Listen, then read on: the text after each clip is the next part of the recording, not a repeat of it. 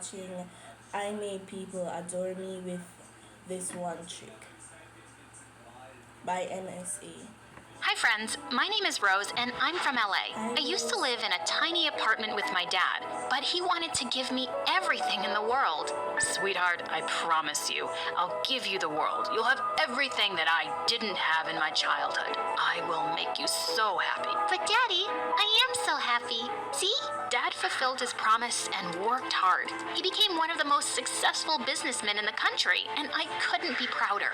Dad loved spoiling me. He'd get me all the latest gadgets, collectible Barbies, and I even had a theme park inside our mansion. I had everything and lived the life of a princess. But there was just one thing missing, my mom.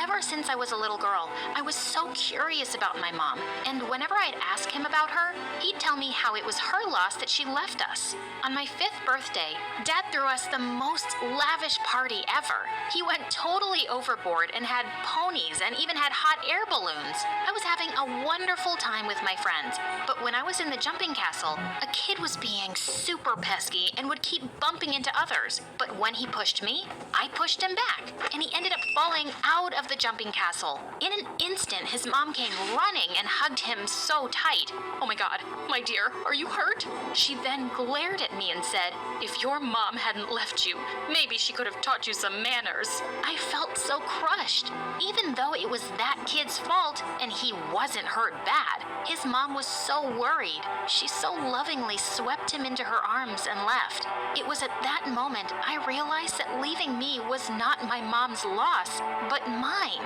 And then I ended up throwing the worst tantrum ever. When Dad brought my giant cake out, I kicked the table. "I don't want this. I want my mommy. Daddy, give me my mommy." Everyone was stunned to see me acting out, and then the party was over. Later, when Dad came to tuck me into bed, he gave me a gift. "I wanted to give you this when you were older, but I know you need it now." It was a locket with a picture of my mom. It was the first time I was seeing her picture, and it made me so happy. Every night, I kissed her picture and vowed to find her someday.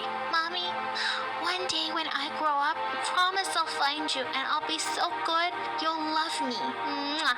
One time I was at school and we were going for swimming lessons. The teacher asked everyone to remove any watches and jewelry we were wearing, but I just couldn't remove Mom's locket. Teacher, can I keep my locket on, please? Why? It's the only thing I have of my mom. I never take it off. Hearing this, the teacher squeezed me into a hug, and all the kids looked at me with such sad eyes. "Oh, I am so sorry, Rose. I didn't know." But if you keep it, you might lose it when you're swimming. So take it off, put it somewhere safe, like in your locker. Simple. My heart aches for you. Sweetie, you can keep wearing that locket. After that day, everyone seemed kind of extra nice to me. In class, they'd offer me the best seat. During lunch, everyone wanted to sit with me and would even share their lunch with me. Rose, try this. My mom made it for you, especially for you. When I told her about your mom, she so wanted to cook this for you. Okay, thanks a lot. Even in class, the teachers were extra sweet to me. One time we were having a test, and I just coughed, and my teacher went all emotional on me, saying that I didn't need to take the test. Okay, that was awesome, because I wasn't prepared. With a smile, I left the class. But during lunchtime, Natalie came over to me. She was like the meanest girl in our school. Rose, don't you get sick of your sob story? Every time it's, "I don't have a mommy." Always taking sympathy from teachers and other kids. You're such a drama queen. No wonder your mommy ran away from you. God, her words made my blood boil, but it also hurt me so much. I felt I would start crying, but just then someone spoke. It was Oscar. He was the scholarship student at our school.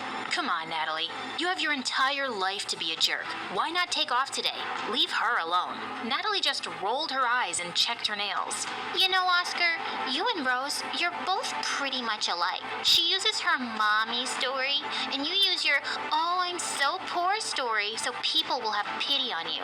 So pathetic. That did it. I never wanted anyone's sympathy or pity. Without even thinking twice, I grabbed Natalie's hair and then she did too. We both were fighting like crazy. Later, we were taken to the principal's office.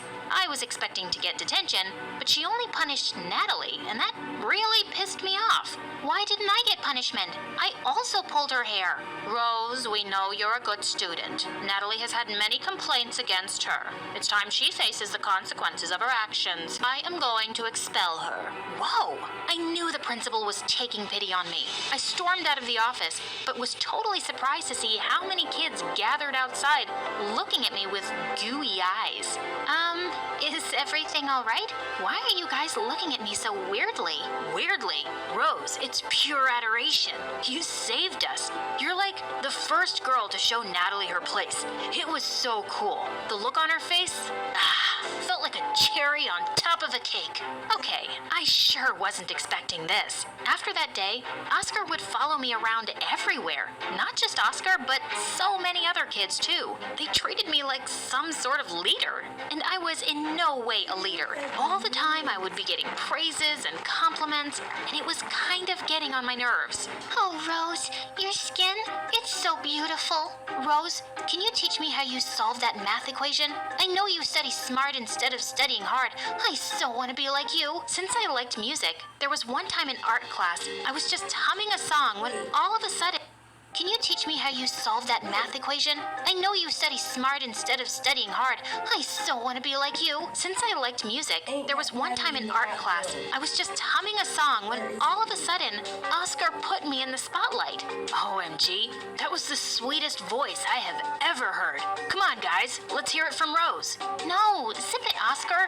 But then everyone started chanting my name like I was some pop star. Even the teachers. Mustering all my courage, I sang, and everyone clapped so loud for me. Okay, that was weird, because I was just a normal singer.